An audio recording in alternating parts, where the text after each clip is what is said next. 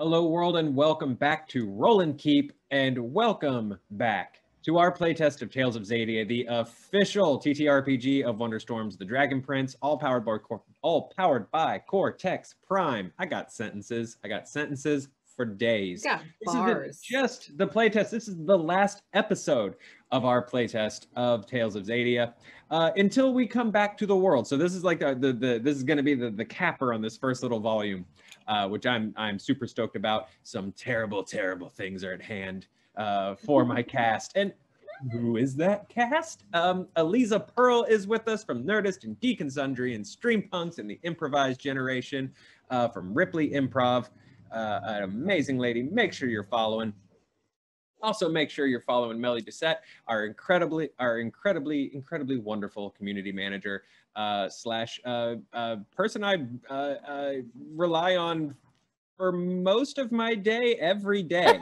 I have come to find out.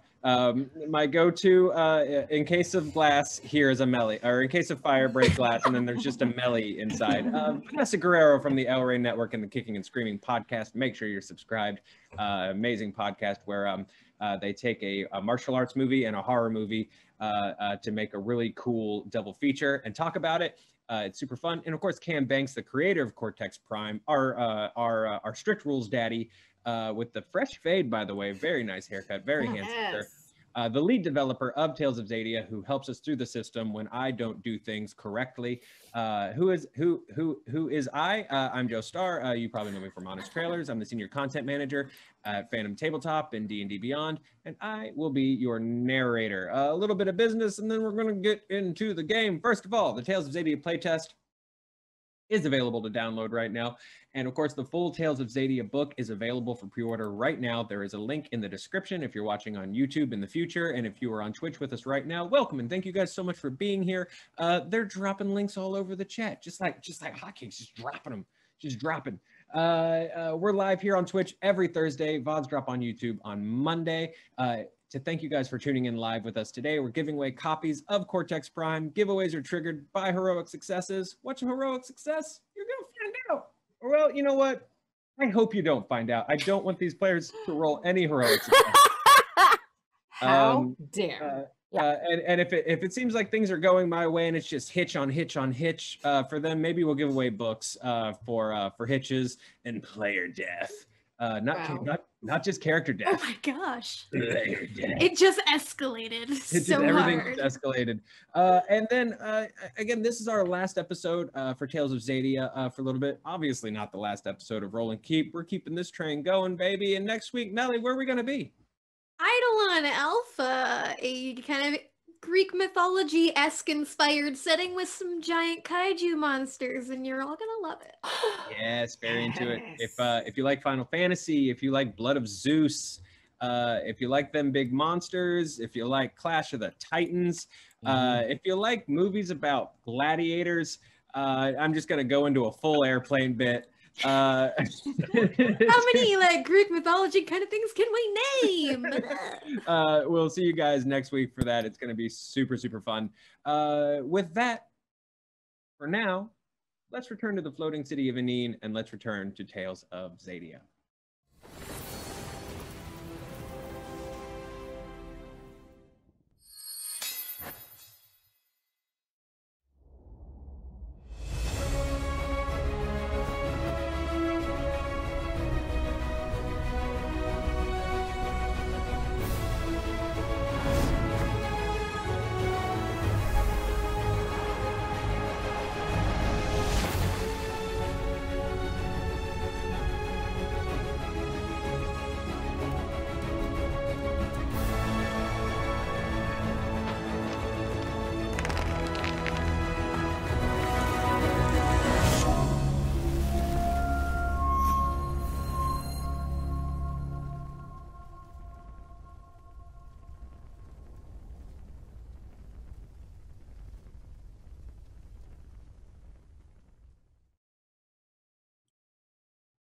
Four individuals were brought together by a mysterious moon shadow elf named Feathershaw. Their quest: investigate the forgotten, abandoned, and floating city of Aneen, drifting high across the Zadian sky to claim a powerful artifact called the Primal Well. I'm going to pause because there are so many dogs right outside. I don't know if you can hear them. Maybe you just think I'm crazy, but there are so many dogs. Turns out there are dogs on Aneen. It turns out, dogs confirmed. Loud, it's loud just the dogs. 2 wolves inside of you. Which one? There are 2. Hey, the floating city of Aneen. Let's rewind. Sorry, dogs happened. Their quest: investigate the forgotten, abandoned, and floating city of Aneen, drifting high across the Zadian sky to claim a powerful artifact called the Primal Well before the island collides with the mountain range at the border. The group quickly discovered that Aneen is not at all abandoned. It's inhabited by a society of wingless skywing elves torn from the pages of the history books. From there, things have gotten steadily worse, and that's after the island collided with the mountains, beginning its dramatically slow collapse. Failure is a funny thing. Donning the cuirass of Vuxen, the magical armor Gnostics created to handle the Primal Well, albeit at a terrible cost, Bonetta seized control of the mysterious arcane object, only to realize that doing so had removed the floating part of the phrase floating city.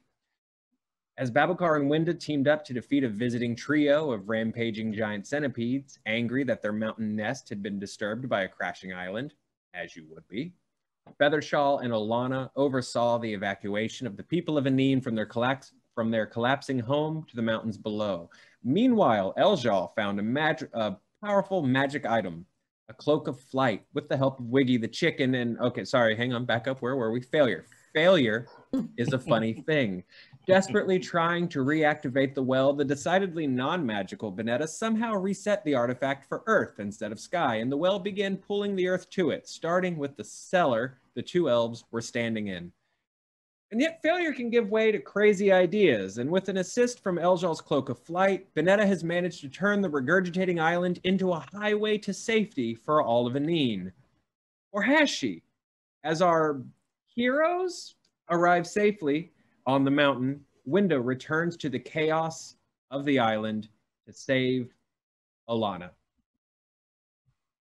And that's where we'll start. Winda, as you charge back into, what can be described as just a vomiting island. There's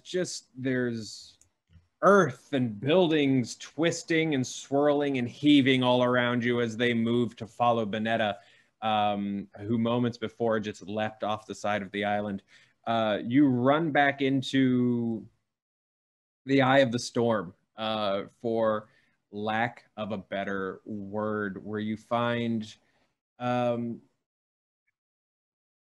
helping an injured skywing elf that you've never seen before, who's clutching just this, who's just holding this armful of old books in her arm.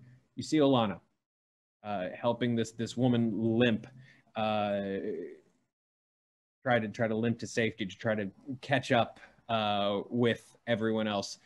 Although the problem with that is there's a very finite amount of island to be standing on left at this point as the island continues to retreat from itself. What would you like to do? I don't even have time to talk to Olana, so I gotta find out a thing right now. As a player, you don't even really have time to think this out. I'm gonna start a lot of pressure on you. Okay, is there any rope or anything nearby that I can use to kind of create a zip line from where we are down? Sure, screw it. There's stuff flying everywhere. Yeah, I mean, look, there's a keep that was just full of weirdness. There's a quinoa bell nearby. There's a town square nearby. There's stores, there's shops, there's stuff all over the place right now. So as you're sort of running, you're kind of thinking fast and just sort of reaching out and grabbing really kind of anything that you can at this point. And you do find like a length of rope that's coiled up on itself It was in the stable, which, why do they have a stable? I don't know. It was there maybe before the island became a floating island. Okay, so I want to try and tie that rope to something that's still kind of like big and strong and still on the island for however many seconds that we have left, and I want to try and fire the arrow to the ground so I can give Alana and this stranger my bow to zipline down. Okay, cool. So at this point, what's left of the island kind of looks like a weird Escher painting. Okay. There's stairs going that way, and there's a building going that way, and there's another building going this way. You get it. As Winda is looking down occasionally, there's just sky in some places. The ground just ends and is like, in some places is just loosely connected by, say, a cobblestone, or just like a couple of bricks. So as Winda starts sort of, oh God, I hate to do it. It's one of my least favorite things in a movie ever. But remember in The Hobbit when Legolas just starts dancing up the collapsing bridge? Oh, dang it. Why did it go into my head? We're using a Hobbit reference. We're hobbiting. We're hobbiting. So let's set up our first roll as you do your best to close distance to the currently trapped Alana and this lady she has been attempting to save. Okay. And to reference back at the end of last week, the island got its chance to roll as you jerks just kept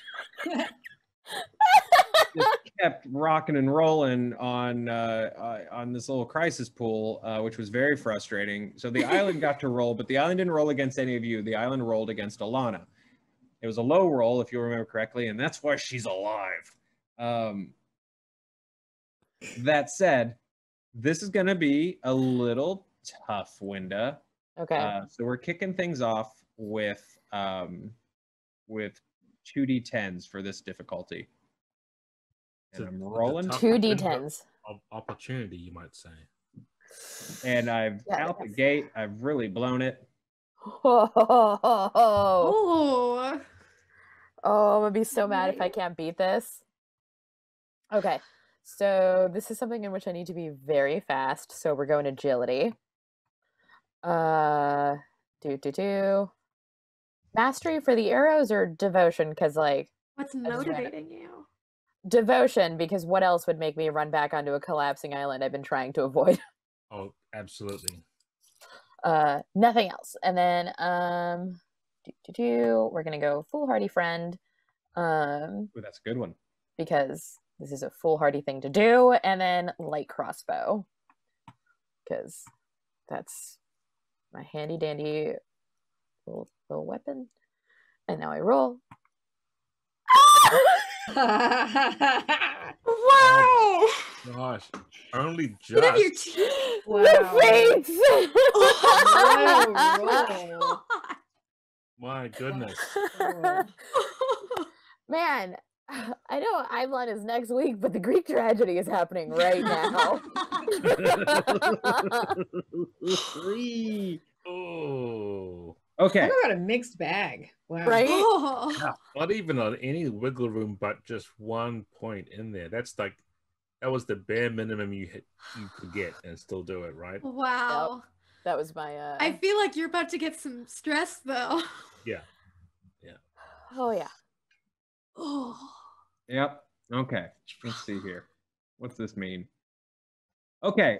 So yeah, first of all, that stress is going to come in the form of okay, well, first of all, before we figure out what that stress means, Winda, let's talk out what you just barely succeeded in doing. Okay, so what I barely just succeeded in doing is the quinoa bell, my trusty quinoa bell, is now over my head at this point. So I tie the rope as tight as I can to it, and then tie the other end to one of my arrows and fire it towards the ground. Okay. And I've now like built a zip line that is slowly about to be not a zip line, and I have one crossbow to hook onto it. Okay. So Alana sees you. They start moving. This duo starts moving towards you, moving very slowly, by the way, because this lady is refused. She drops a book at one point and then goes to pick up the book. It's like when you try to take your laundry out of the dryer without putting it back in a hamper, and you're just like, I got this, and you keep dropping like single socks, and then you get to trying to pick up the other sock, and then you drop a pair of pants. So it's that situation, but with priceless books and history. And also they're going to die if this keeps happening. Otherwise the same, right? Yeah. Otherwise the exact same. Just high stakes laundry. So to sort of speed up this process, Winda, you sort of take a run towards them. Yeah. And start just gathering up books behind them as you're sort of trying to like push them along. Just like, these books better be important for the fact that one of us is probably going to die. Yes, exactly. And as you are nudging them like to the crossbow, Alana just like stares at you with these like just these wide eyes. And for just a moment, Winda, time stops. What's Winda do with that moment? So I don't really have a lot of time left, considering there's a whole island imploding. So I'm just gonna let her know that, Alana, I have a really good idea too. And you're not gonna like me for this one, but I'm doing it because I like you and I like your good ideas. And I give her and the librarian the crossbow, and I send them off.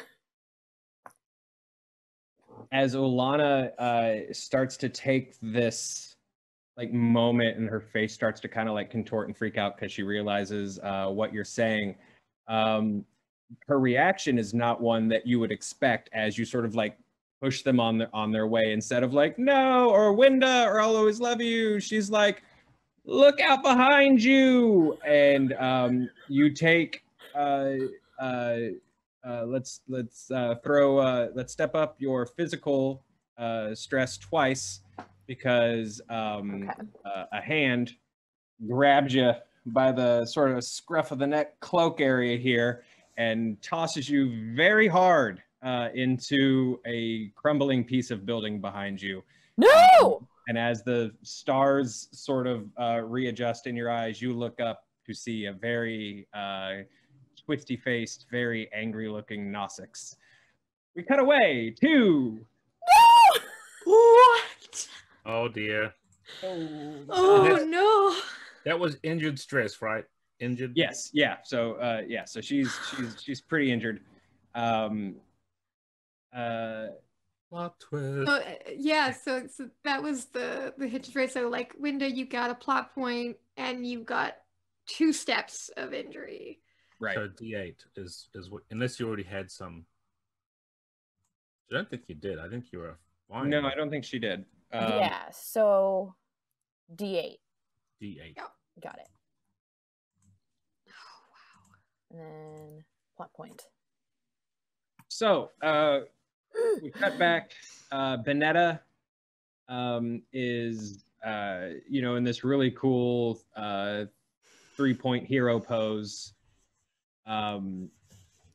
Eljal, Babukar, along with Feathershaw and Necrex, and the mannequin, his dad mannequin that he's still clutching. His Dadakin. I think a Dadakin is the sack that a dad carries their baby in. I think it's called a Dadakin. I'm 90% sure it's called a Dadakin. All of you are sort of in various stages of stepping onto the island safely and kind of regrouping a little bit, and you see all of you see Bonetta just in this very like badass pose in front of the primal well, which is now it's kind of interesting.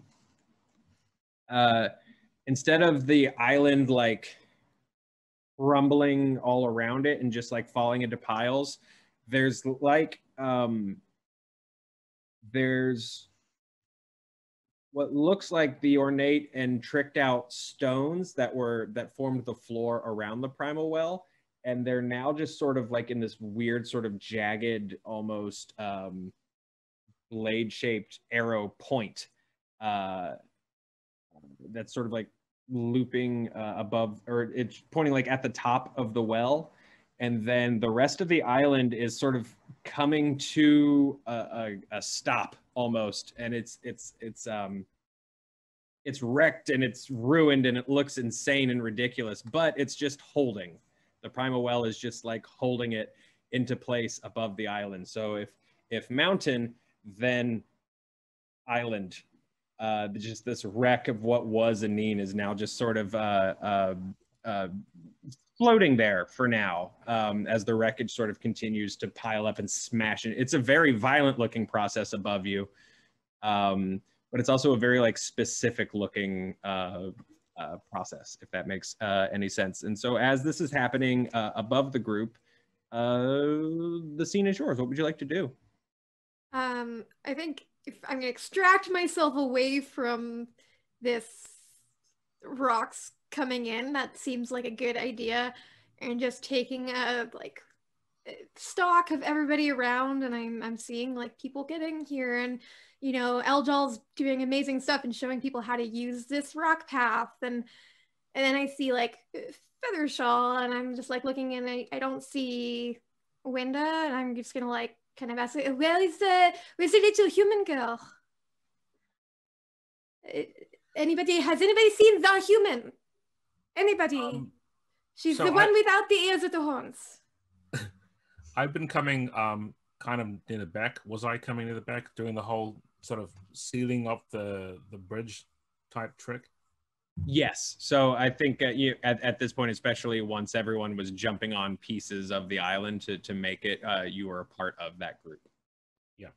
So, and I didn't see her. Did I see her go back in? Did I see her do anything?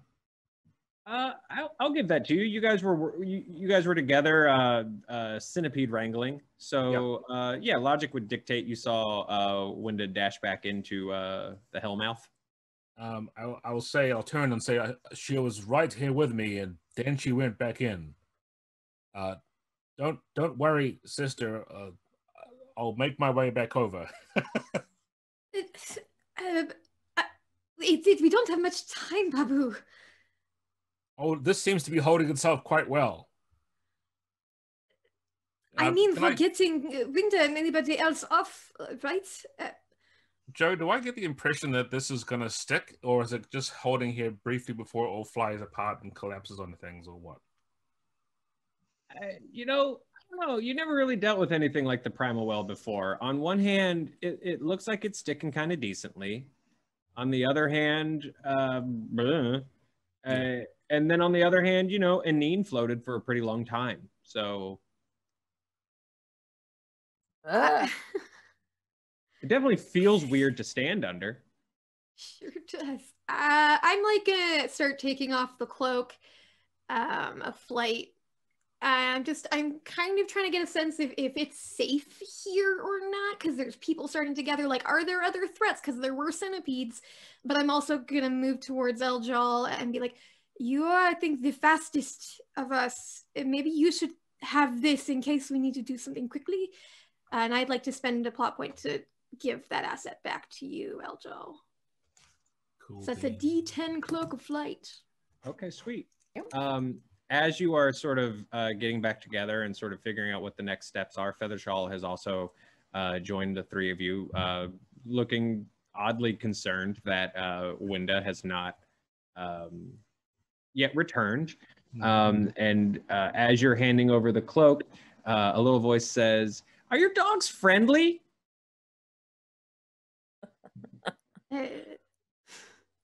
Dogs Pareka is just like pointing sort of further into the mountain range, and there's a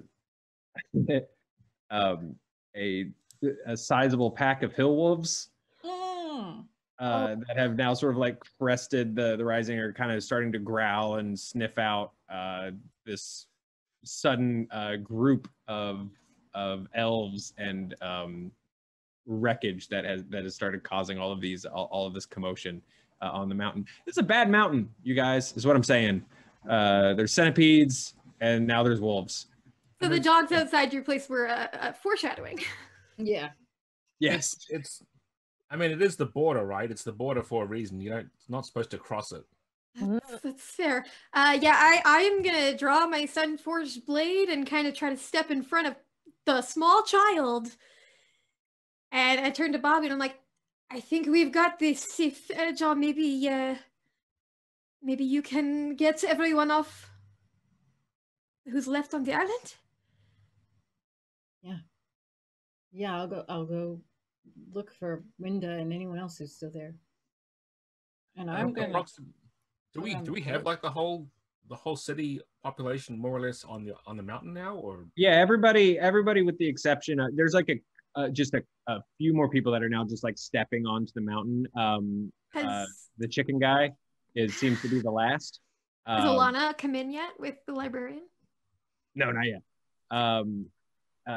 So kind of the way the scene looked right now, Eljal, is there are people sort of finding their folks and gathering into these small little groups, and now but people have started to like see these wolves that have stepped in to investigate, and people are starting to panic and freak out a little bit. Yeah, I put on the cloak. Okay. And I look up at it sounds like a shard of island sticking. That's a good description. Okay. A big old shard of something. Yep. Okay. Yeah, I look up at it and I'm just I'm coming for you, Winda. And I just take off.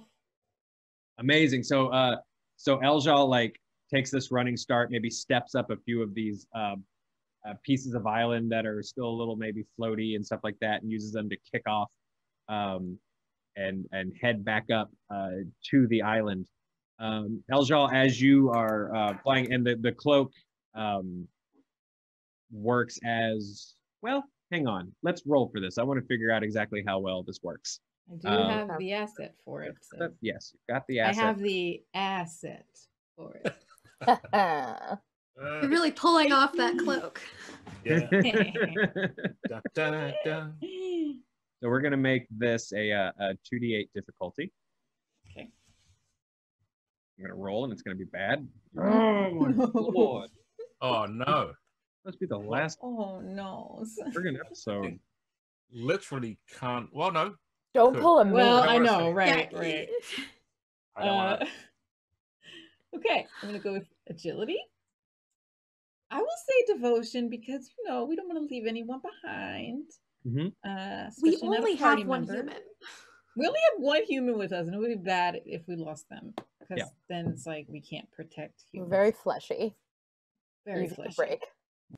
Very squishy, fleshy humans. Squishy, fleshy humans. And then Flesh child human. Our flesh child. I'll say Moonshadow Elf. Well, you know what? What if I do a 4 and a PP because I'm usually sent to assassinate people, not save them. Yeah. Yeah, get that plot point. Okay. I like it. And then the cloak, which is a D10. Yeah, D10. All right. Let me get this roll. Okay. Woohoo! Whoa! Wow. That's a lot of heroic successes, y'all. Yeah. Oh. A double heroic success. Do you think, Joe, that beat your difficulty total, or? Yes. Yeah, Jed. Where are your threats now, I don't narrator? know. I get nervous when we mock the DM because Because then I'm stuck on a floating island. Yeah, that's true. So, okay, heroic success. Here we go. Eljal is, takes that step, jumps sort of up and back towards this now just like kind of levitating superhero. vomited mass. Yeah, just pure superhero. The cloak. As Eljal's jumping, they like put the hood up, and as you do that, and as it starts to catch wind, the wings come out and expand and flap, and you literally start flying. Weirdly, the cloak kind of does the work for you, right? It seems to kind of know what you're trying to do. So if you've never had wings or tried to flap your bird wings correctly, it doesn't really matter. Apparently, the Cloak of Flight comes with an idiot's guide. Which is super, super handy, right? As you're flying, something's like coming closer and coming closer and coming closer and coming closer, and then you realize it's Olana holding a what looks like a crossbow being used as a zip line for dear life, while another Skywing elf clutches around her waist for dear life while also clutching a bunch of books. And this was going to just be a funny bit, and then you rolled this stupid heroic success. But like as you're passing, the lady loses hold of a book, and she's like, "Oh no, our lost tome of Sunfire magic!" And it's going to be a hilarious bit, but you rolled real well, so you're able to just go snooch and like grab hold of this book. And as they go by, she's like, "Yay, the lost tome of Sunfire magic!"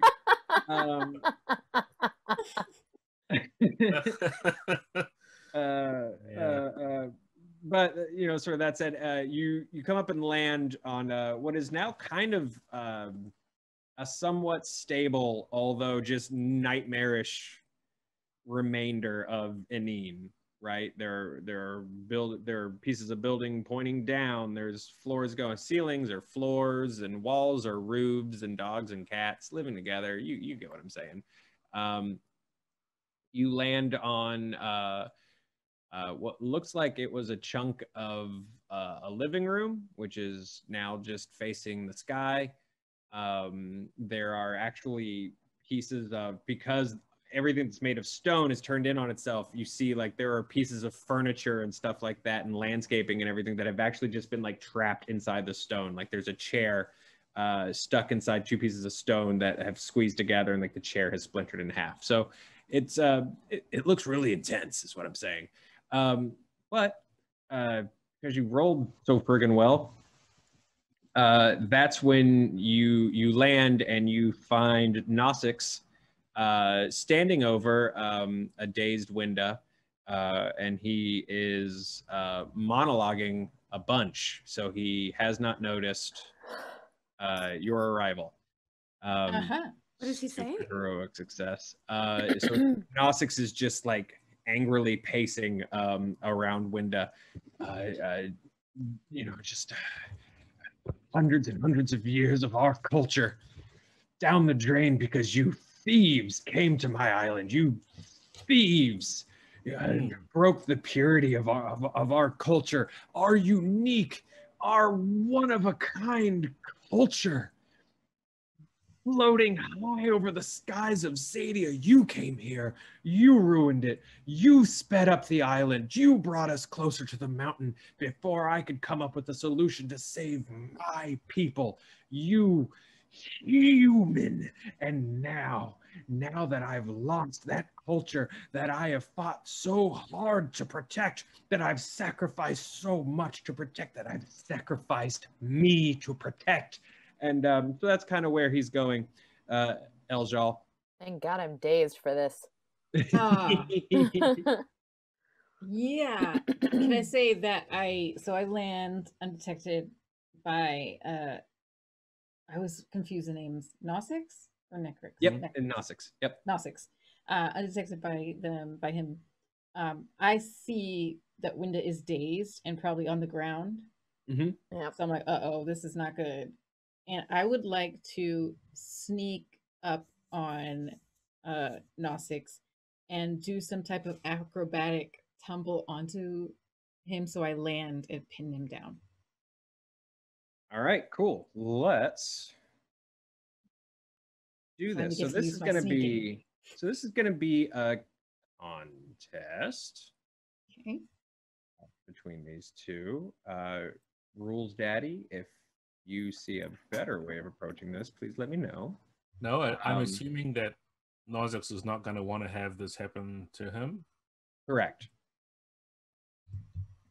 And just by leading off, it means that Aljal is setting it up, and then Nosix has to try and do better, and then back and forth until one of them gives in or whatever. I think that the key is knowing what the outcome that's desired is trying to be, which seems to be pinning and trapping Elgin. Yeah. And you're going to succeed because I'm going to roll horribly. So yeah, go ahead and kick us off with your pool. What? You just Elgin. out of curiosity, what size is Nosix's catalyst die now? Just because I'm concerned about that. Oh yeah. Because I think it's a D10 now, but it might be. No, it's actually back down to a D8. Yeah, Okay. I think he. Oh yeah, lost it. because the last time that he got Mhm. KO'd. Yeah. Okay, good. So Okay, well, that's good. although I should have just done some final form shenanigans and narrated say so, and now he's full one. Maybe wing he's and got a control new set. SFX. Yeah. Okay. I'm gonna go with agility again. Cool.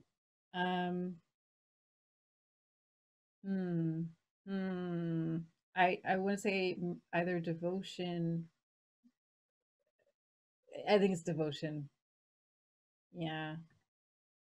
Shadow Elf. I think this time to my advantage. And then sneaking. I don't think I've used this before. My specialty No. of sneaking. We keep telling you how great you are at being a roguey assassin type person. Yeah. And not giving you the sneaky times.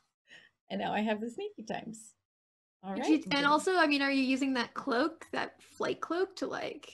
Oh, anything? I do still have it on. So I guess Feel I could free. just roll it. Yeah, okay. I'll just roll that. Oh, it's a big. Okay. I want to jinx it. Ooh, okay. Okay. Yeah. Nice opening salvo from the Moonshadow Elf. Yeah, But Nosix should be scared. you butt. Okay, here we go. Oh yeah, well, it's gonna be a terrible roll. All right. So for Nosix, this is sort of this will be interesting. So yeah, his catalyst die is back to a D8. Right now, for his distinction, he's operating purely out of dark secrets. That like everything's come to the forefront now. Even to him, his secrets have been revealed. How far he's willing to go. I think he's really suddenly realizing where his priorities were. They weren't quite with Soup. They were for the preservation of his little Pleasantville at all costs. So for his value, we're going justice. This is a greater good situation for Nosix. And he is out for justice. He has been greatly wounded, grievously wounded by this group of thieves. And he wants his revenge. He wants his justice. I'm going to leave out his specialties. I think normally he'd be ready to rock with sky magic, but he's not particularly paying attention. So I'm leaving it out because he is being snuck up on. That said, he does have What is that? a necklace of warning. No. Oh, yep. Oh no. Forgot about that. What? He does have a little bit of spidey sense. So he was just like totally prepared for this. I'm like reading his sheet, and then I get to that. And I'm like, what? Oh, wait. Doesn't that mean I win? Unless Yeah. Joe spends Gnostic's PP. Can I do that too? You'll get to roll again if Yeah, you so want. you'll get to roll again. So Okay. so If- yes. If you spend that plot point, Joe, to move that 3 in the effect die over to the total, Yeah. then it makes it 16, which is pretty scary because Hi. Yeah. Which we're doing it. that's a big And I number. have to and, cheat 16. Elisa, do you have any stress? I don't think so. 'Cause Yeah. that No, can I don't carry think over- Eldril has any stress. I don't Yeah, think so either. yeah. No. So like, but she could buy that hitch with a plot point, right, Cam? And she could step up an asset if She could buy it with a plot point and step up the cloak to D12. Would that be a permanent step up for that asset? Or No, just for this just once? contest. Okay. Mhm. Still valid. But I mean, you know, Okay. Do I do my next? Yep. Next roll? Let's do it. Okay. Well, same as before, but this time you Yeah. got to beat a 16. agility.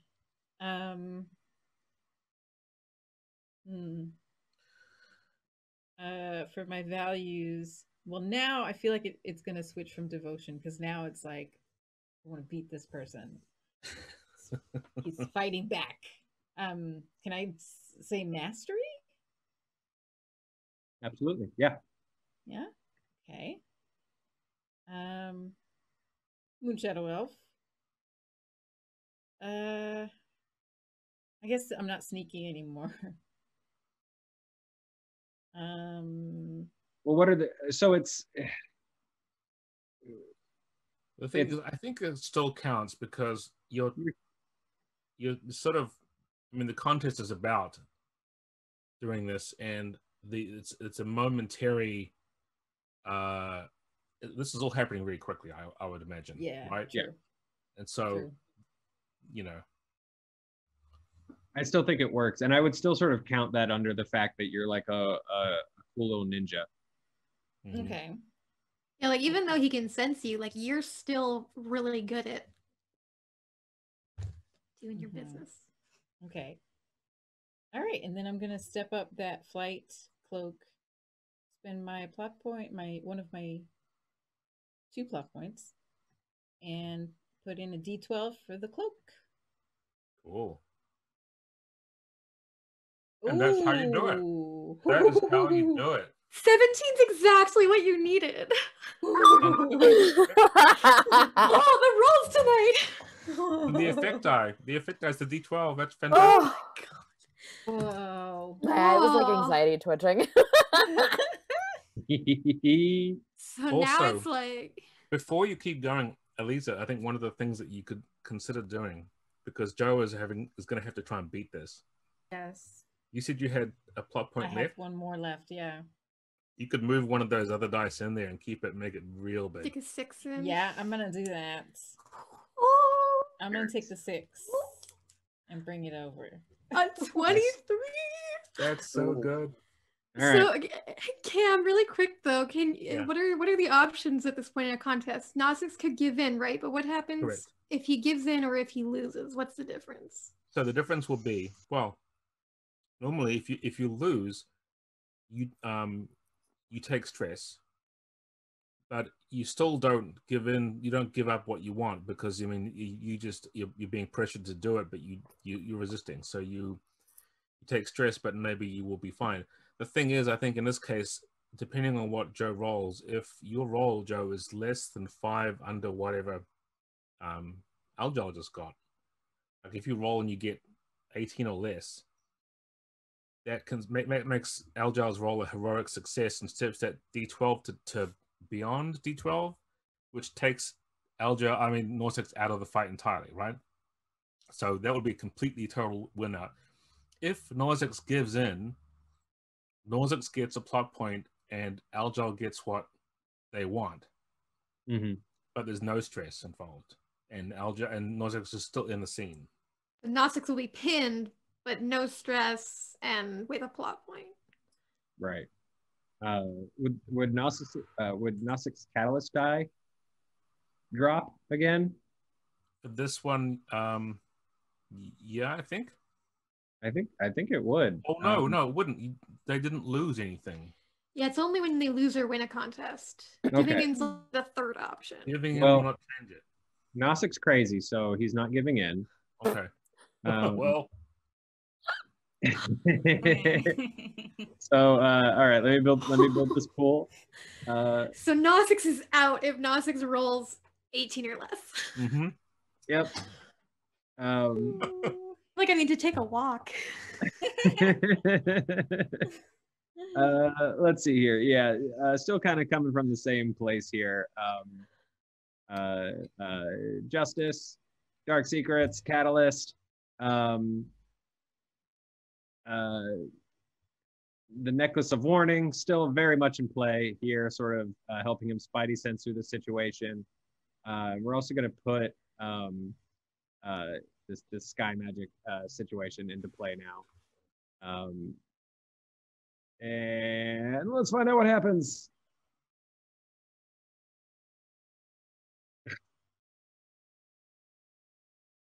Not looking good, man. Nope. No, it is Oh, not. yeah. It's really not. Okay. So here's how this works.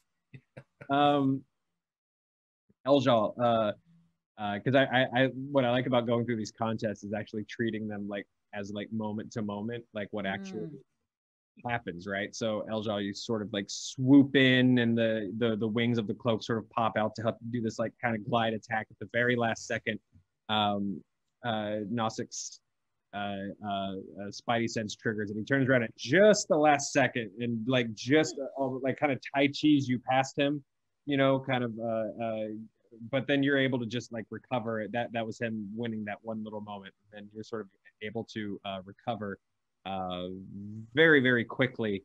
And what happens to Gnostics? You trying to pin him? What are you trying to do? I imagine it was almost like a bullfight type of move he just did to me. So I like kind of go past him, and then I turn around and then go straight right back at him, charging him. Cool. What's at the end of that charge? A pin, a kick? I would say maybe like a knockdown. Because he's out. He's out of the scene entirely. He's been now. taken out of Is the this the scene. Yeah, one? what type Yeah, of okay. stress would you want to Oh. give him? 'Cause Well, you get know to what? tell. If he's out of scene, then let's just say I charge him, and I'm kind of pissed at this point, so I don't even know my own strength, and I just like push him off the shard. Oh no! He just goes flying off the shard. So the last thing you see is Gnostics, kind of Alan Rickman and Die Hard style, going like, And then I'm like, oh no, I didn't mean to do that. Oops. Oh jeez. Because I did. so Oops. Gnostics MIA. Definitely not gone because I love him too much. Also, Skywing Mage. I mean, falling, but still. Yeah. Yeah. And Yeah. there's lots of chunks of land in the air right now, but holy whoa. Mm-hmm.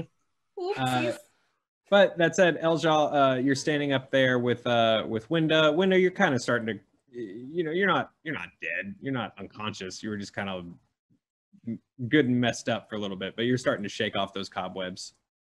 Thanks for the assist. You all right?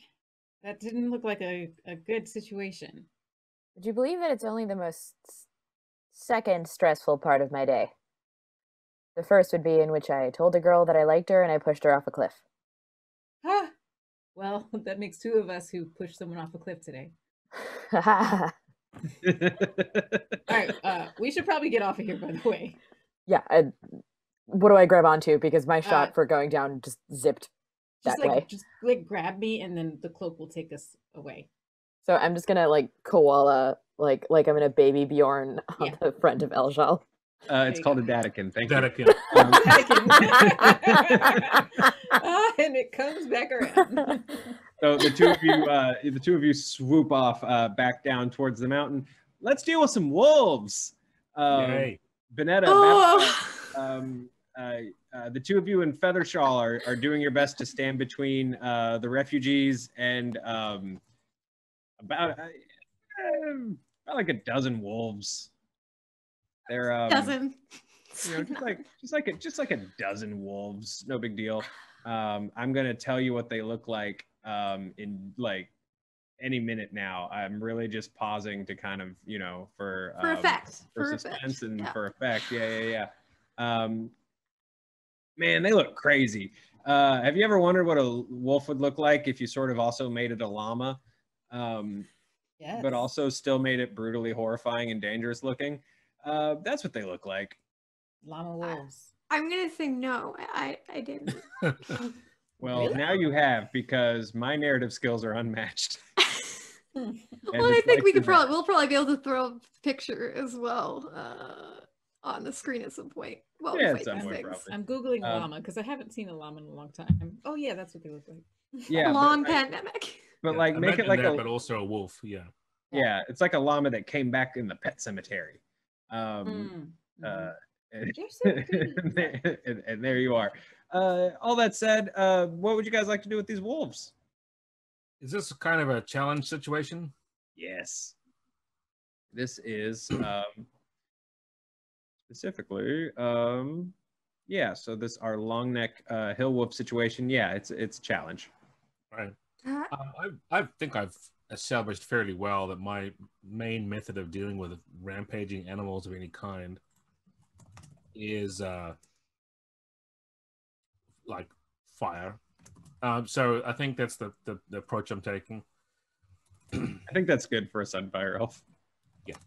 But in this case, like, rings of fire and sheets of flame and things that will keep them away from all the people that we're trying to defend, as opposed to turning them into crispy critters, which I don't want to do. I imagine like we probably have like a sibling formation that is just for this kind of thing, like from being in the military, where like we're trying to keep the threat away from our people. So like this is pretty standard for us. Yeah. Yeah. So here's Um, sort of what it looks like, Babakar, if the sort of description helps at all. So you have a challenge ahead of you right now of 4d6 that you're going to have to clear out. A couple of the four things that make up this 4d6 are: at the top of the hill, there's what is clearly an alpha wolf because it's slightly bigger. And not doing anything, so you know it's in charge. There Looming. are two groups of wolves that are sort of trying to like flank the refugees, and then there is one wolf that is not taking kindly to the fact that Pareka has completely peeled off from the group and is just like, "You've seen a dog," and is just walking up to a snarly, very mad wolf. She's just like holding Wiggy and just ruminating out loud about what she's going to name the wolf. So those are the 4d6s of this particular challenge pool. I feel that maybe that's not good. So what I will do is move myself. Well, with this formation that we have, that's pretty cool. I like to call it "I'm the shield and she's the sword" sort of thing. So I'll summon up the circle of fire. Well, it's more like a ring of light, and then there's a bolt of fire. So it's not a spell that I have that I usually use. Well, okay, It's so cool. yeah, it is cool, but I'm gonna go up against. I want to try and take care of the one that's immediately a problem for Pareka, and just scare it away, spook it with fire bolts nearby, and try and keep it from advancing any further. And hopefully, Pareka will get the same sense that maybe she needs to not be close to the scary wolf. So, do you want to roll for the challenge Perfect. first, so I can try and do Yes, it? I'll roll for the challenge first. So let's drop my 4d6s in here. Babacar does not have any stress, I don't think. So let's roll away. Okay, I'll take it. I'll take it. Yeah. Hey, you rolled all numbers above 1 this time. Hey, look, Llama Wolf. I told you. Hey. Where's the Llama Wolf? Oh, he was up there for a second. Now we're doing a roll, but it'll come back. All right. All right. Okay. So try to do this pretty nimbly and quickly and forcefully, but I think probably I'm trying to spook, so influence is the one I'm using, even though it's not my best. And I am doing this to, well, I guess I could say I'm showboating, but I'm not really. This is trying to protect the people, so it's devotion. Hot-headed Fire Mage is the one I'm using for my distinction because that is all about the magic. And let's see, Sun Magic. And I get to use a spell too. Look how OP this is, Joe. I'm using 5 dice. All right, I'll roll that and see how I do. That's what I thought I did, and then I got what I got. I know, you did. Okay, so I get a hitch. I got 14. That looks like a heroic success, though. Doubly. Yeah. And you definitely, so you're gonna take a little stress. Yep. I will take out one of the dice though. That removes 1 from the dice pool. Yep. So Babacar sort of just gets like a little warning shot between this wolf and Pareka. The wolf like backs up and the snarls turn into like whoa whoa whoa whoa but in wolf, like the wolf doesn't speak English. Sorry. Plot twist. The wolf just kind of and like kind of starts hauling ass back up the hill towards its alpha. Pareka like turns and is just like staring daggers at you, Babacar, and she's just like, "You scared Charles." Oh no, very unhappy. That said, Babacar, who should be going next? Well, what stress do I take? Oh yeah, you're just tuckered, man. Oh, that's good. I'll take a lot of spell casting today. Yeah, a little tuckered stress. Yeah, I got a plot point there. That's good. All right, I'm gonna have my sister go next. #SunfireSibs. I kind of turned to Necrex, who, I've given him some commands again and again, and he usually fails at them, but I really need him to not this time, and I just tell him, protect your people, and then I'm just going like whole hog, gonna kind of make my way up kind of these rocks that are kind of floating around to try to get myself up to the looming alpha, and I want to out alpha it. I'm trying to just threaten it, not like actually hurt it. I'm just connecting to it in a way where it's like, hey, I'm the big dog. Just making yourself very big. I forget that. So let me, I'll roll my now much smaller dice pool. This, by the way, is not part of the usual formation. Is my sister running off to... You're like, yeah, look. And usually there's a wall of fire somewhere, but... Figured we were breaking formation. Might as well go for it. All right.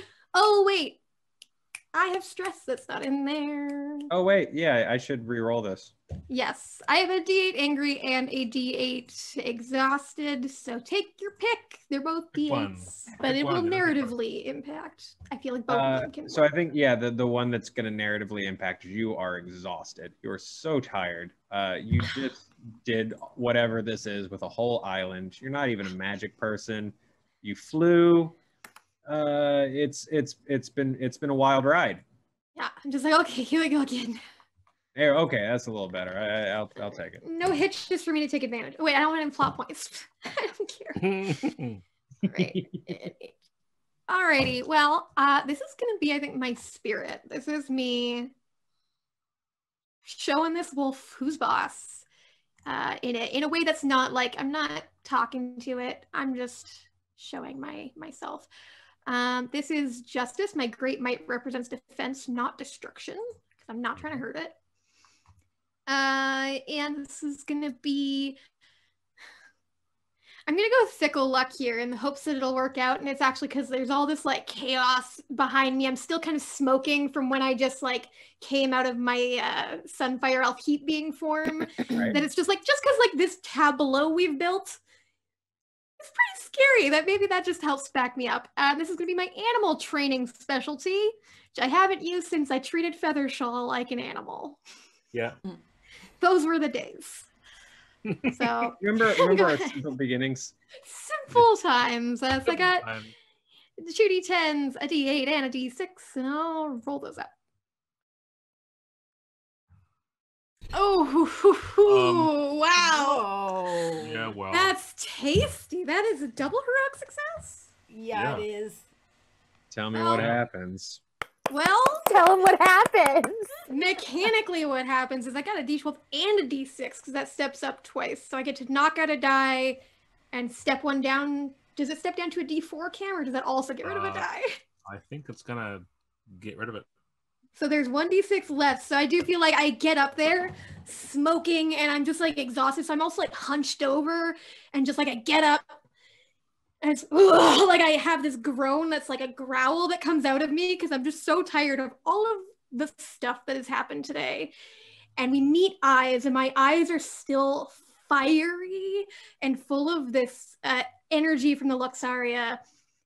And meeting my gaze, it's only a moment before this thing's like snarl falters, its tail falls between its legs, and it backs off, and I kind of like almost bark at it. Again, I'm just exhausted, and as it runs off, like that tells a number of them that aren't currently like, you know, involved with others that already have some prey in their sights. They catch sight of that, and they're gonna turn tail with it. Yeah, so the alpha runs off, and there is 1d6 left. Yep. And it does go next. That's my sister.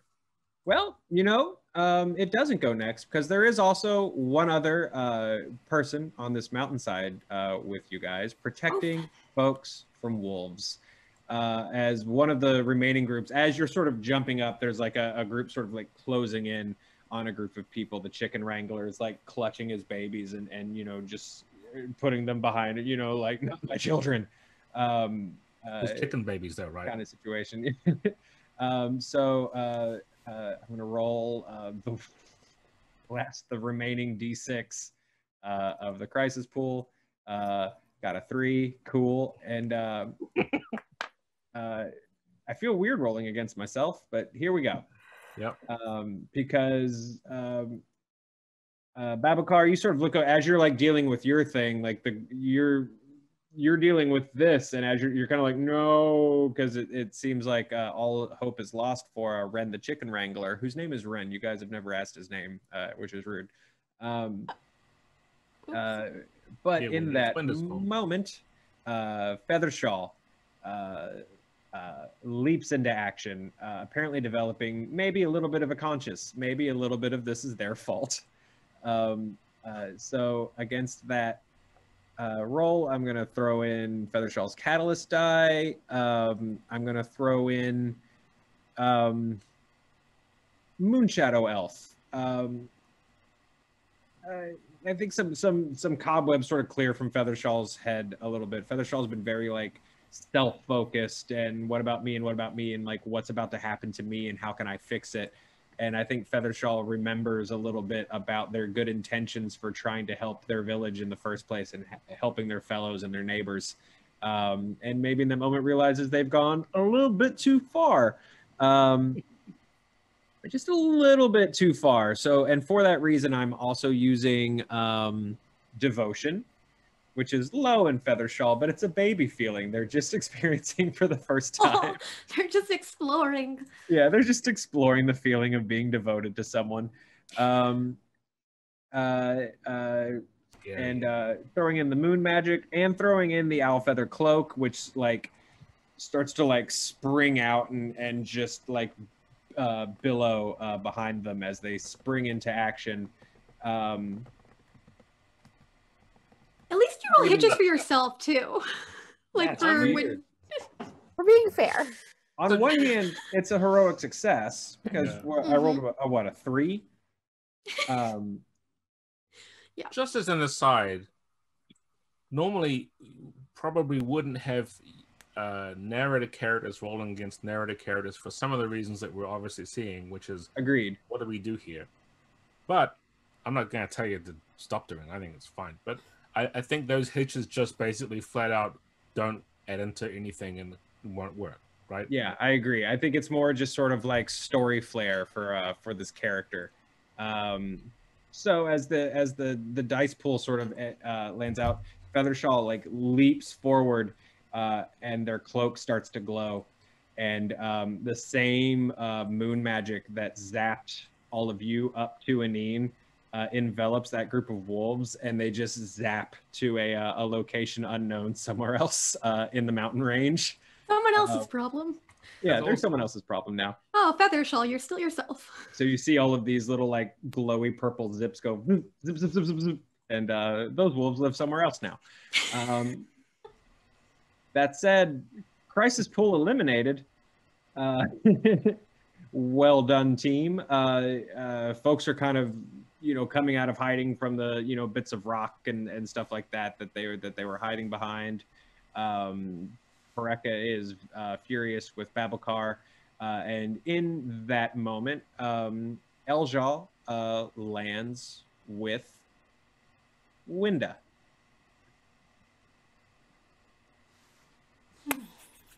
All right. Go ahead. So now I gotta finish what I started earlier, which should definitely be easy for a super brave explorer. Okay.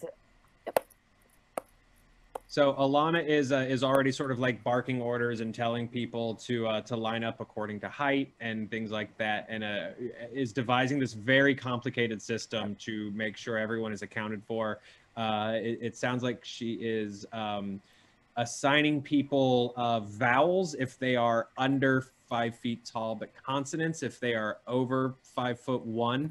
But then also rhyming letters also belong to a separate. It's just this.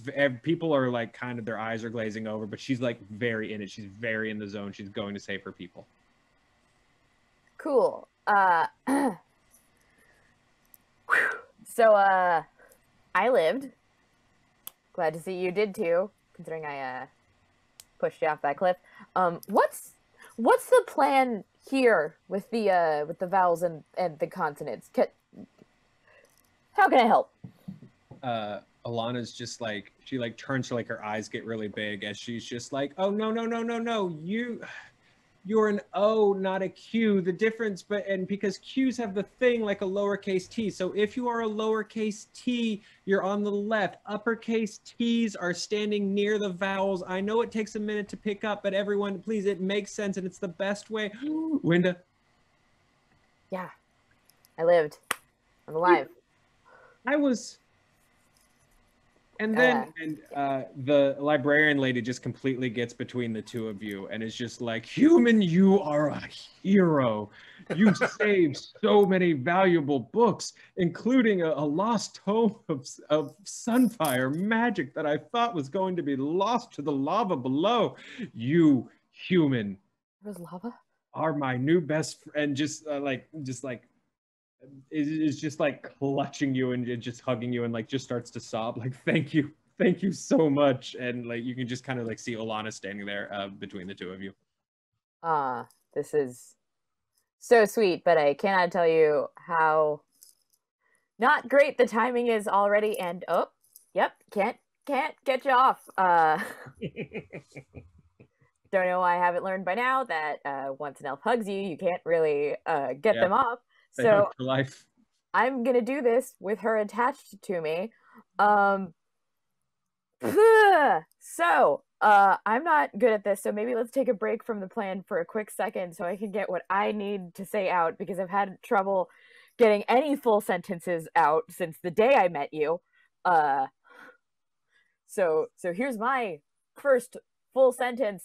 Would you like to explore with me forever? Because I like you.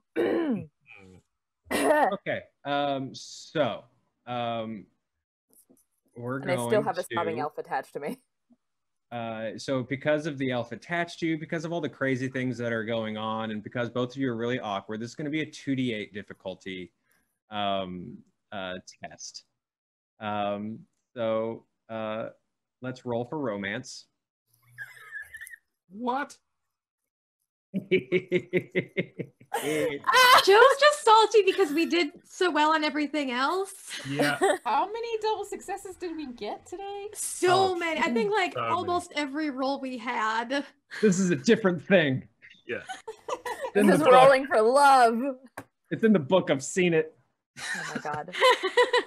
It's a different thing. So I'm you gotta reading get a section right now, and it's really strict and it's mean. Okay, so considering my attempts at romance have been foiled every step of the way today, tried to tell her I like her, shoved her off a cliff, tried to do it again, I now have a sobbing elf attached to me. I'm wondering if awareness is the attribute that I use here, because Is this Winda the right place and time? is really just super hyper aware as to like how unromantic this entire thing has been. But also that time is not on her side. And then we're going, I don't know. All right, so here's where I'm going to get sappy for a bit. Is this devotion or is this liberty because she finds a sense of freedom in Alana? Liberty. You've sold me on liberty. Yeah. Right. We always use devotion, so let's switch it Yeah. up.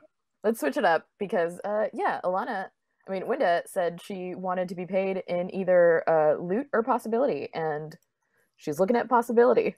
I'm also giving you a D6 asset called Returning Hero. Because I came from the sky. And then I'm gonna go with let me see. Do I want foolhardy friend or trailblazing hunter? Because I've just been trying at this all day. I'm gonna go foolhardy because I'm doing this with literally a crying elf attached to my chest. And I'm gonna go ahead and roll. Really quick. Yes. I'm you have a stress, yeah? Yes. So before we do this, I just want to point out you have a cool SFX, right? That lets you take away your what is it you have injured? I think you can get rid of that if you have a plot point.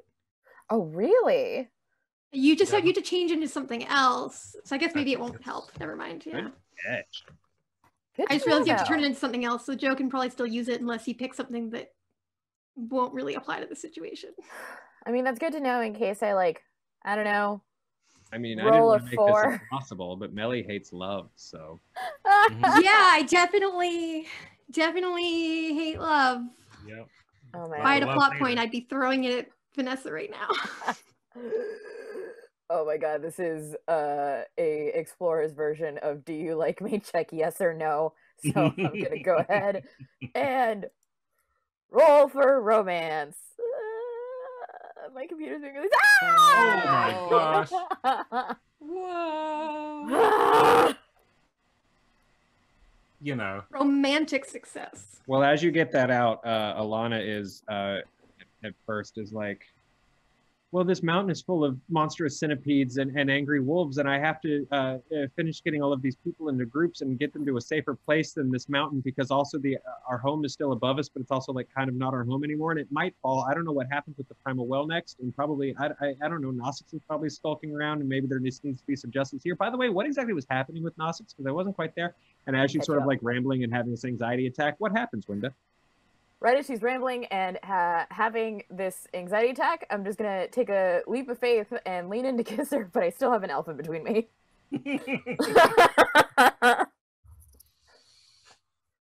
Meanwhile, Eljal also just kind of hanging out there, who also just returned from the sky. Also, no big deal. Also heroic. Also Yeah. incredibly heroic. Kind of like, Actually oh, has the okay, book cool. in question. I'm actually just scrolling through the pages and then I look up and I'm like, oh, notice the kissing. The blubbering elephant between us. Well, Feathershaw kind of saddles up beside you, Eljaw, and is kind of also watching, and is just like, okay, special purpose found. Check. Did someone say Sunfire Mage book? What? Oh yeah, that's what this is. I just dusting off my hands while I wait for my sister to come back and for this to simmer down. I wouldn't mind having a look at that book if you don't mind. I guess. Sure. Here. Thank you. Just make sure to give it back to. I look for the librarian and. The librarian is sandwiched between Winda and Alana. I think the librarian's a little busy at the moment. They're busy. Go ahead. Yeah, take your time. That's what I thought. Yeah. He's trapped. The librarian doesn't actually see Alana or what's happening. He just thinks she's getting like a really great hug back from Winda. It's just like, let it all out, you know, patting you on the back, like, yeah. The emotions come after the adrenaline leaves your body. I read that in a book.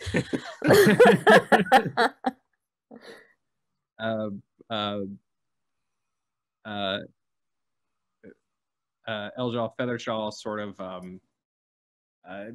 not like pulls you off to the side, but definitely sort of sidebars with you, right, physically with their body. And it's just like, what's next for you?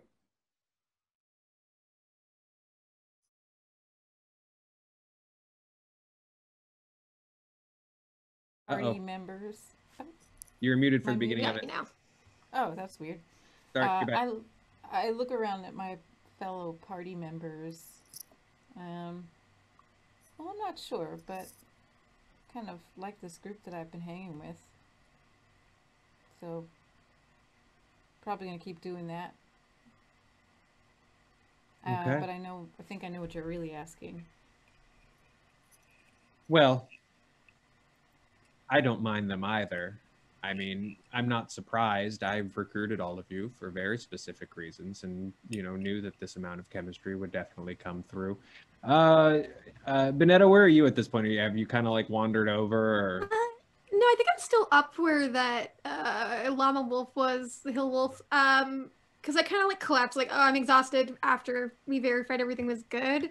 And as I kind of like get my energy back to me, I kind of stand and I'm just looking over the people and kind of taking stock of everything.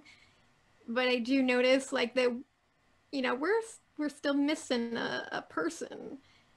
And so I kind of get a little like worried about Noxix. So I'm maybe going to try to get a little bit more height on where I am just to like see if on any of these floating rock pieces that have been coming in, if I can see any sign of him. Cool. So as you sort of like climb up the rocks, you sort of pull yourself up, you know, onto this like sort of outcropping so that you can get a really good glance at everything. And as you pull up, there's a boot right in front of your face. Well, does it look like Nassix's boot? There's a moment where you're like, ah, and you hear Necrex, and Necrex goes, oh, Kyra, and jogs up and like scrambles up next to you, and there's just one of the statues.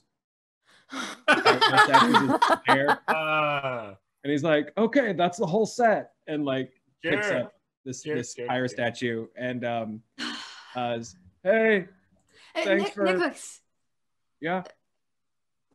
But I told you in the back in the keep to watch Nossix that he was gone. Do you know what happened to him? Yeah, you know, I was tying him up and he hit me really hard in the throat, and that's why my voice is different now. That's why, like, instead of like, you know how like normally in other episodes of Roll and Keep, when I've just like kind of sounded like this, like now I kind of sound a little raspier.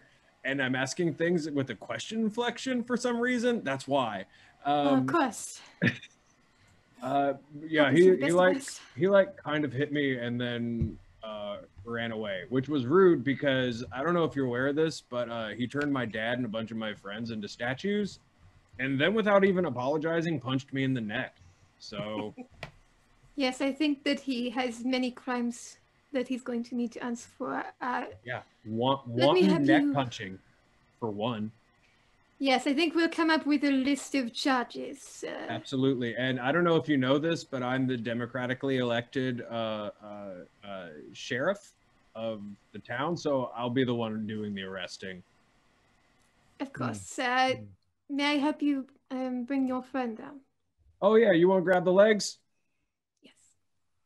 The two of you sort of like walk down this like frozen young Skywing elf lady.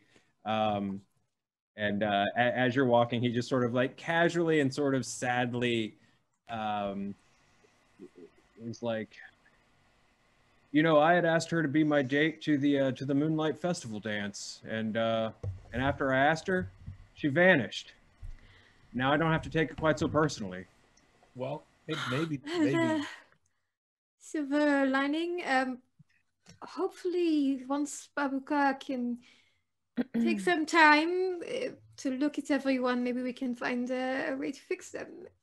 And then, maybe once we get everybody to a safe and not ready to collapse mountainside, you can have another Moonlight Festival. Yeah. Hey, are all Sunfire elves as calming yet chaotic as you two?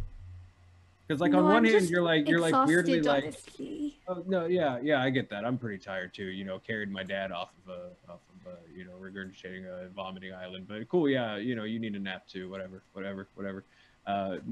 You guys get the statue back to back to. I just like gesture to the primal well. And as the group is sort of back together, Feathershaw kind of completes that thought that was to Eljal, kind of to the whole group, and just says, "I was wrong, and I owe you an apology, and I owe these people an apology." And you owe me an apology. And Feathershaw's like, I do. And kneels down next to Pareka and is like, I owe you an apology too, little one. And then Pareka's like, and you owe me an apology for Charles. And like, just like angrily points at Babakar. I'll say, you know, Pareka, if you try harder, you can turn that rage into strength. It like that passes through her like you must come with me to Alderaan and learn the ways of the Jedi. Like you just like her, and you see like her little fists like ball up, and she gives you a little Miyazaki, determined. And now you've made Pareka a weird character for the next time we come back to the story. Feathershaw kind of looks at the group and gestures to the well and says, regardless, I'm still here for the well. My home still needs it. And I could use your help getting it there. Do you think your home has room for a city of Skywing elves that haven't any place to go? The thought had crossed my mind, and they look at Alana, who the two of them did a lot of off-camera bonding when they were getting people through the bridge, and they give Alana kind of a nod and say, I hope so. I think so. Well, Necrex is the democratically elected official here, so if anyone's going to make any decisions... Necrex like stands up for like his big moment to address the village and is like, Well then, in that case, by the power appointed in me by the people of Aneen and all of the traditions representative thereof, and Alana just steps in and is just like, "We're going with Feathershaw." Oh boy. It's like, whoa. But so sort of that's like little bit of moments go by. We'll sort of move the scene forward a little bit. People are gathered in their groups and picking up possessions. It seems like the complete set of frozen statue people has been found. So folks have been sort of pulling chunks of material out of the thing, the floating vomit pile that is Aneen. To build little wagons and slabs to carry things on and stuff like that. And as everyone's sort of like preparing to descend back down into the Zadian side of the mountain. For this group, is there anything, any unfinished business, anything any of you would like to do or say or be? Is there anything in this book that can help me figure out if there's a way that I can maybe restore the statue people, like using the power of the sun as to bring warmth back to, or revive, or otherwise coax out of them their elven life. You're starting to find a lot of interesting leads in this tome. A lot of interesting theories on Sunfire magic that even the Forge didn't necessarily teach. You're not quite sure who wrote this thing, in fact, but because some of it you're kind of like, we were specifically told not to approach things this way. Yep. Back at the academy. But that said, you sort of start to find some interesting theories, and although you don't quite know what it is Gnostics did to these people, you start to find some sort of interesting theories. So go ahead for Babacar, throw a D10 asset in there, Lost Sunfire Magic. So as you are sort of traveling eastward, you are hot on the tail of finding a solution for Gnostics' dad and his homecoming date. Eljal, what's up with you? Well, yeah, I'm still thinking about what Feathershaw said to me, and now it seems that we are going back to their home, which is close to my home, right? From what I remember. So I'm just a bit worried now about what I will find back home, or if I will be seen or not, and so I'm a bit worried. So Eljal sort of joining this this small, slow-moving caravan, sort of a victorious, won the day, has that cloak of flight sort of wrapped around them, but still, very stressed and uncertain about the future and whether Feathershaw meant it or not. And Feathershaw was kind of being manipulative and crappy about it. But, it's even no apology can kind of take that worry out of Eljal's head. Winda? I want to take Alana's hand and look her in the eyes and say, well, I know I'm in for so many questions about what it's like to be human and how I function, and most of them I'm not even entirely sure of myself. I have a really important question for you, and that is, what did you do with my crossbow? It's really hard for me to get another one. Alana's like,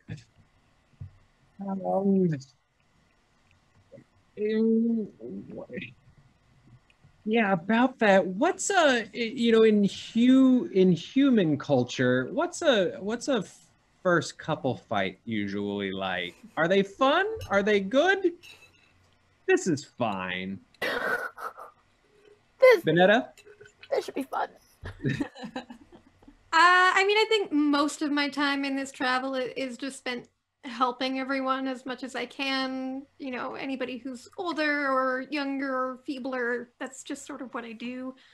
But at the same time, probably Eljal has passed on what happened with Nossix. And that's just weighing very heavily on my mind because we have the Primal Well, which is the thing they care about. We have all their people, which they care about. So every time I'm doing something with them, like, you know, helping people over a fallen tree, I just kind of get this like prickle on the back of my neck, and I'm just always kind of looking over my shoulder. Yeah. And, you know, sort of back up, you know, a few moments, the moments of actually reclaiming the well. We won't get into the finer, ridiculous, insane details of it, but, you know, it does, everyone is sort of able to figure out how to deactivate it and position everyone safely so that the remains of Aneen, you know, fall into the breach in between Zadia and the human kingdoms to the west, those last remnants of this lost culture sort of vanishing. And I've also, I think, given the cuirass to Feathershawl so that they can sort of command the well, because I wanted to help people, and I couldn't do that if I was carrying a giant well. Yeah, no, that makes sense. Feathershawl, who I guess their name has to be updated now that they have two very striking pieces of clothing on, is now, you know, wearing the cuirass, holding the Primal Well, sort of investigating it, but also talking with Necrex and the blacksmith. Feathershawl has been very sort of like humble and quiet and apologetic to everyone. It seems very genuine. It seems very legit.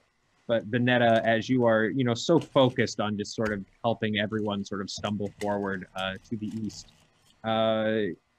it's surprising that you don't notice the group of rather sinister-looking moon shadow elves that have been following the group since they came down from the mountain. And that is where we will end our adventure into Tales of Zadia for now. Wow. Season finale cliffhanger. Oh. After we literally flew off a cliff. Oh my gosh. Gotta have a cliffhanger. Hey, thank you guys so much for playing this game with me. Cam, thank you so much for being a stern but fair rules daddy. I very much appreciate it. You did an excellent job, Joe. Excellent job. Yeah, thank you for being such a good word boy, Joe. Yeah. Thank you. I try to do good at the words. Eliza, Vanessa, it's always super fun to have you two here. Oh, it's a blast. And again, Melly, you are frustratingly integral to my day-to-day now, so I very much appreciate having you at the table. Thank you all so much for hanging out and watching with us. We really appreciate it. We really appreciate Wonderstorm for letting us mess around in this sandbox. Again, even though the material being created is canon, I'd say for the Dragon Prince, what we are doing with it is definitely not. You know, these are official materials being presented by Wonderstorm, but for the instance of things like a vomiting island, that was just me making stuff up because I didn't know what to do. So if season 4 of the Dragon Prince does not address the vomiting island situation, that's not on them. So thank you guys so much for watching. Please stick with us. Join us next week. We're going to be in a whole new setting, a whole new world, a whole new story. Melly's going to be narrating. Melly, let them know one more time what we're going to be getting into. Eidolon Alpha, Greek heroic adventures, kaiju monsters. You won't want to miss it. It's going to be awesome. We will see you guys here next week on Rolling Keep and pre-order Tales of Zadia. Yes. And one last thing is March 16th on our Discord. That's next Tuesday at 3 p.m. PT. Come and join for an AMA with Mr. Joe Starr about GMing Tales of Zadia, The Lost Oasis, and get some tips about how all this stuff went. So come and join, ask questions, have a good time. Sit at the feet of the wise word boy. All right, guys, I see you promoted yourself. That's our show. Thank you all so much for joining us. We'll see you next week. Bye, guys.